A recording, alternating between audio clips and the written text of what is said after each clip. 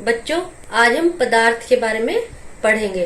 पदार्थ क्या है और पदार्थ की तीन अवस्थाएं कौन कौन सी हैं। तो यहाँ पे शुरू कर रहे हैं हम इस प्रश्न का उत्तर कि पदार्थ क्या है। पदार्थ हमारे आसपास की सभी वस्तुएं जिनमें भार होता है, जो स्थान घेरती हैं और जिसका ज्ञानेंद्रियों द्वारा एहसास किया जा सकता है, पदार्थ कहलाती है। उदाहरण के तौर पे मैं ये पेन ले लेती हूँ।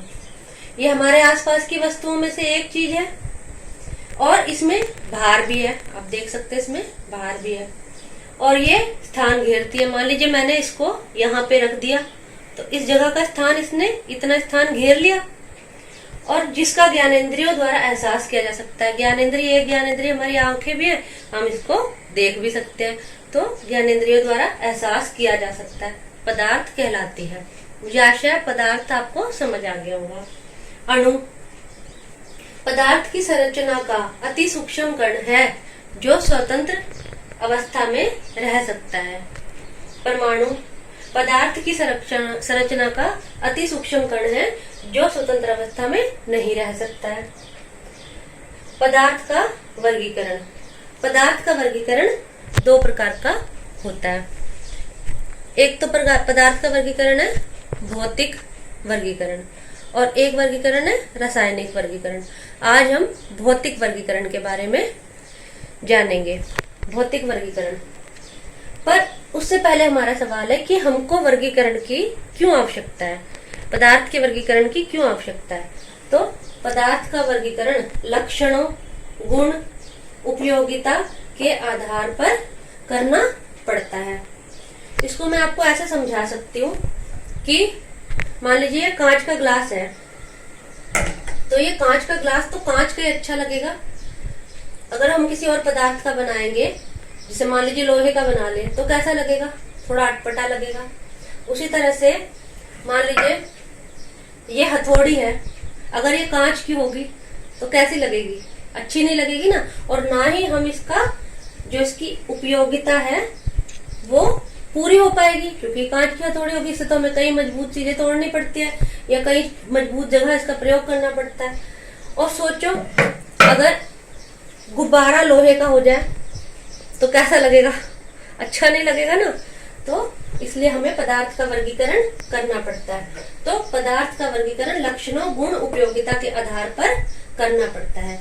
और भौतिक वर्गीकरण में पदार्थ के तीन अवस्थाएं होती हैं, ठोस अवस्था, द्रव अवस्था, गैस अवस्था।